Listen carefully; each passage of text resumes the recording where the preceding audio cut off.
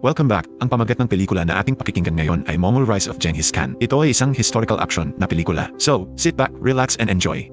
Ang kwento ay nangyari noong 1192. Ang kasalukuyang hilagang kanlurang probinsya ng China ay dating tinawag na Tamut Kingdom na pinamumunuan ng Tamut Dynasty. Nakatira doon ng ilang tribo ng Mongols na pinangungunahan ng kanilang mga pinuno na tinawag na Khan. Ang alitan sa pagitan ng mga tribo at asam sa kapangyarihan ay nagdulot ng maraming labanan at kamatayan. Walang patakaran sa mundo ng mga Mongols at sila ay namamailaman ng isang mabiting na Khan na mamumuno at kayang patisahin ang mga tao. Si Yesugei ang Khan ng isang maliit na tribo sa kanluran. Sa simula ng pelikula, siya ay naglalakbay kasama ang mga tribo at 7 na taong gulang na anak na si Temujin upang maghanap ng babae mapapamasawa ang bata. Tinagapihan, sila ay huminto sa kaibigang tribo para magpahinga. Si Temujin ay abala sa pag-aayos ng kanyang kabayo nang lapitan siya ng isang babae na may pangalang Bord at tinanong ang kanyang pamalan. Si Temujin ay nagpakilala at sinabi ang layunin ng kanilang paglalakbay. Nang malaman niyang siya ay naghahanap ng mapapamasawa, itiniit ni Bord na siya dapat ang kanyang piliin. Gusto ng ama ni Temujin na mag-uwi siya ng asawa na galing sa malapas na tribo. Ngunit dahil sa pangungulit ng bata, inayada ni Yesugei ang anak na pumili ng mapapamasawa sa kaibigang tribo.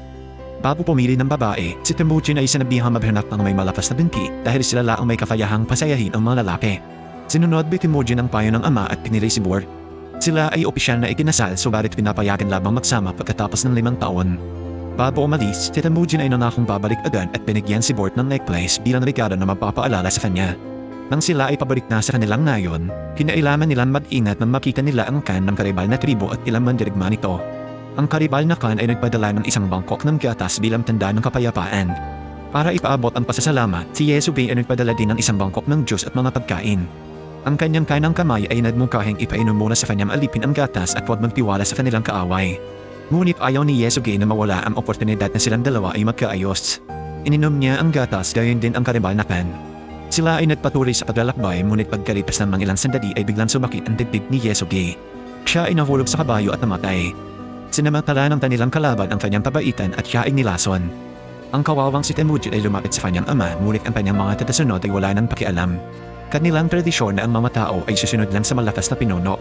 Ngayong patay na ang kanilang pinuno, ang kanilang pangunahing layunin ay mapahanap ng bagong Khan at hindi para maghiganti. Sa sumunod na eksena, si Temujin at kanyang ina ay dumalo sa libing ng ama. Si Yesugei ay nagmamay-ari ng mga maraming data at mga bahay na kinuha na ng kanyang kanang kamay na si Targutai. Itiniit ng ina ni Temujin na papatayin siya ng anak balang araw. Narealize ni Targutai na ito ay totoo at tinawang misyon na patayin si Temujin. Subalit nang sinukat nila ang height ng bata, ito ay hindi lumampas sa gulong ng kartela.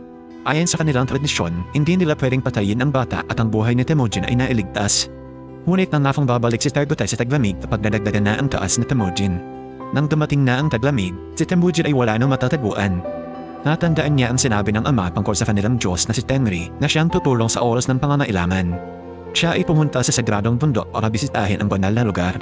Ngunit nang siya ay papunta na, aksidente siyang nahulog sa natiyelang law at muntik nang mamatay. Siya ay niligtas ng isang batang lalaki na may pangalang Jamoka. Siya at ang nakababatang kapatid ay dinala at pinakain si Temujin sa kanilang bahay. Si Temujin ay nagpasalamat sa magkapatid sa pagligtas sa kanilang buhay. Inalap niya si Jamoka na maging kapatid. Hinalo nila ang kanilang mga dugo sa isang bangkok ng gatas at ininong upang mapatunayan ang kanilang katapatan sa bawat isa. Nang sumunod na araw, kakaharap nila ang mga tao ni Targutai. Hinahanap pa rin nila si Temujin para patayin. Siya ay dinukot at dinala pabalik sa tribo. Ngunit maswerte pa rin si Temujin. Ang kanyang height ay hindi pa rin nadadagdagan mula noong huling beses. Dahil dito, siya ay binihad hanggang siya ay lumaki. Isang matanda ang pinapakain siya araw-araw at gumagamot sa kanyang mga sugat. Pagkatapos ng ilang araw, sinukat uli nila ang kanyang height ngunit ito ay hindi pa din nadagdagan. Biglang bumuhos ang malakas na ulan at ang lahat ay pumasok sa kanilang bahay. Ang matandang lalaki ay ginamit ang pagkakataon para patakasin si Temujin. Ang bata ay tumakbo hanggang sa kanyang makakaya habang nakaposas pa rin sa kahoy na nakalagay sa kanyang leeg. Pumunta siya sa bundok para magdasal kay Tengri at humingi ng tulong. Nakita ni Temujin ang isang puting lobo habang nakatingin sa kanya. Pagkatapos ng ilang segundo, ang kahoy sa kanyang leeg ay himalang nasira. Ang eksena ay tumalon sa taong 1186. Malaki na si Temujin ngunit siya pa rin ay tumatakbo palayo kay Targutai at sa mga tauhan nito. Pagkatapos ng ilang taong pagkahanap, siya ay nagawang mabihag at ikinandado gamit ang kaparehong kahoy. Sa pagkakataong ito, siya ay malaki na at mababa na ang pagkakataong makaligtas. Gusto niyang makita si Temujin na magmakaawa para sa kanyang buhay. Ngunit si Temujin ay labis na pinagmamalaki ang sarili at tumanggi. Ang resulta nito, nagpa siya si Targutai na pahirapan siya ng husto sa halip na patayin. Ang matandang lalaki na tumulong kay Temujin ilang taon na ang nakalilipas ay pinapakain pa rin siya hanggang ngayon. Nagmakaawa siya kay Temujin na huwag siyang patayin kapag siya ay bumalik para makiganti sa masamang pagtrato sa kanya. Nang dumilim, si Targutay ay lumapit para siya ay kutyain. Dahil sa abala ang lahat, ginamit ni Temujin ang oportunidad para atakin ang kalaban at patayin ito gamit ang kahoy sa leeg. Siya ay nakatakas at muling nakaligtas. Si Temujin ay handa na para bawiin ang tribo at maging tan, ngunit kailangan niya munang iuwi ang kanyang asawa. Pumunta siya sa tribo ng kanyang asawa. Ito ang unang beses na makabalik siya mula nang siya ay 9 taong gulang. Si Bort ay malaki na at naging isang malakas at magandang babae. Nabunyag na siya ay naghihintay pa rin sa kanyang pababalik mula nang huli silang magkita. Si Temujin ay nakatanggap ng pot bilang dowry at isinama na si Bort. Ang dalawa ay pumunta sa kanyang ina at kapatid na babae. Sila ay namuhay ng buhay na kanilang pinangarap.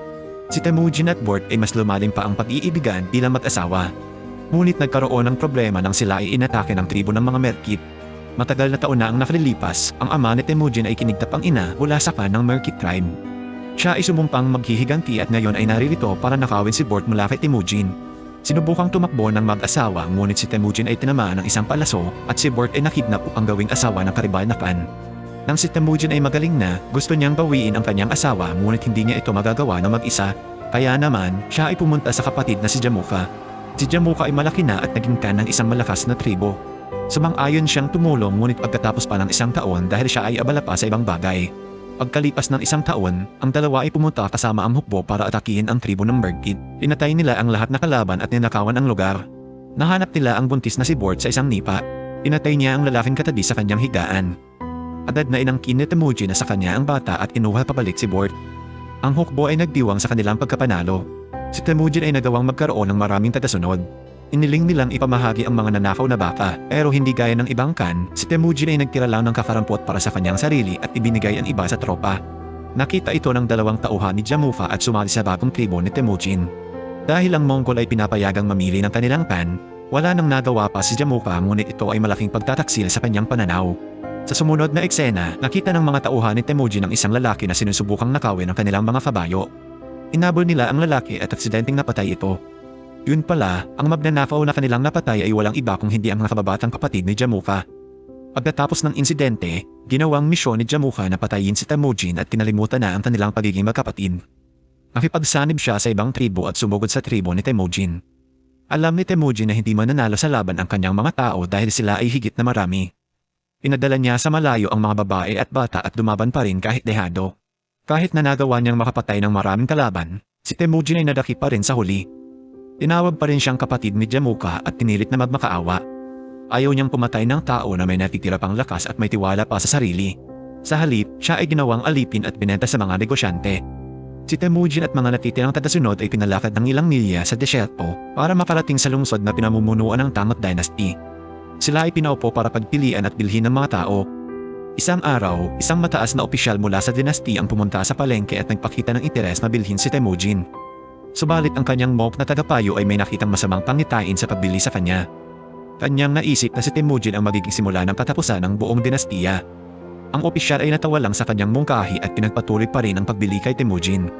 Siya ay nilagay sa isang kulungan na pwedeng pagtawanan ng mga tao. Siya ay araw-araw na binibisita ng monk at humingi ng kapatawaran. Ginawan siya ng kasunduan ni Temujin. Kung hahanapin niya si Bort, hindi sisirain Temujin ang monasteryo kapag dumating na ang panahon. Habang hinahanap si Bort sa gitna ng desierto, ang monk ay nawala ng malay at namatay. Buti na lang siya ay natagpuan ni Bort at nakilala ang necklace na binigay sa kanya ni Temujin. Alam niyang buhay pa ang asawa kaya naman siya ay pumunta sa lungsod para maghanap. Dahil si Temujin ay nakadisplay sa maraming tao, hindi na siya nahirapan sa paghahanap. Sinuhulan niya ang mga gwardya na tulungang makatakas si Temujin. Siya ay nasurpresang malaki na ang anak at si Bort ay mayroon ng pangalawang anak. Kinailangan niyang sumama sa iba't ibang lalaki para mapakain ang kanyang mga anak. Mas lalo siyang minahal ni Temujin dahil sa kanyang mga sakripisyo at sinabihan ang maliit na bata na siya ang kanyang ama. Ang pamilya ay pumunta sa kanilang bagong bahay na nasa malayong lugar at doon masayang nanirahan ng 1 buwan. Isang araw, si Bort ay nagbigay ng komento na ang lahat ng Mongols ay magkakapareho. Sila ay palaging nagnanakaw at laging pumapatay. Ang kanyang komento ay maikli ngunit ito ay nag-iwan ng malaking impresyon kay Temujin. Iniwan niya ang kanyang pamilya para pag-isahin ang lahat at tribo at gumawa ng bata sa mundo ng Mongols kahit na kailanganin niya pang patayin ang kalahati sa mga tribo para lang dito. Ang 3 panuntunan na dapat nilang sundin ay huwag pumatay ng babae at mga bata, lumaban sa kalaban hanggang sa katapusan at huwag pagtaksila ng inyong kan. Ang eksena ay tumalon sa taon ng 1196. Si Temujin ay nagawang makalikom ng hukbo ng mga Mongols na nasa kanyang panig. Nagawa niyang pag-isahin ang iba't ibang tribo upang gumawa ng mas malaki at makapangyarihang tribo. Ang balakid sa kanyang daan para maging ganap na emperor ay si Jamuka, na meron ding hukbo ng mga tagasunod sa kanyang likod. Ngayon, ang dalawang magkapatid ay nagkaharap sa digmaan kasama ang kanilang mga tagasunod para sa huling laban. Ito ay nagsimula at si Jamuka ay dali-daling nagpadala ng unang batch para lumaban. Si Temujin ay matandang plinano ang buong digmaan at marami sa tauhan ni Jamuka ang namatay. Katapos ng ilang oras na laban, si Temujin ay nanalo at binihat ang natitirang kalaban kabilang na si Jamuka. Ang kalabang hukbo ay kinuha bilang tagasunod ni Temujin sa halip na sila ay patayin. Ang kanyang ginawa ay pinasalamatan ng lahat dahilan para sila ay maging tapat sa bagong klan. Ngayon, ang natitirang gawain ay gumawa ng hatol para kay Jamuka. Ang magkapatid ay umupo at nag-usap tungkol sa naabot nila sa buhay. Sinabi ni Jamuka na papatayin niya ang lahat na kalaban kung siya ngayon ang nasa posisyon ni Temujin. Pinatunayan lang nito na siya at si Temujin ay hindi magkapareho nang siya ay hinayaang makatakas si Temujin bilang respeto sa kapatid. Pinatawan siya ni Temujin at hinayaang makatakas. Makikita natin si Bort kasama ang dalawang anak na napapiling muli si Temujin at nabuhay ng masaya. Sa taong 1206, si Temujin ay ginawang kan ng buong Mongols at tinawag na Genghis Khan. Gaya ng kanyang ipinangako, kanyang binura ang buong Tamot Dynasty at nagtayo ng bagong kaharian, ngunit hinayaang nakatayo ang monasteryo dahil sa kahilingan ng namatay na Mong. Sa hinaharap, siya ay naging susi sa pagkabuo ng buong Mongol Empire, ang pinakamalaking empire sa kasaysayan. At dito nagtatapos ang buod na ito. Kung ito po ay inyong nagustuhan, please subscribe sa Instant Tagalog Recaps. Ingat, at maraming salamat po.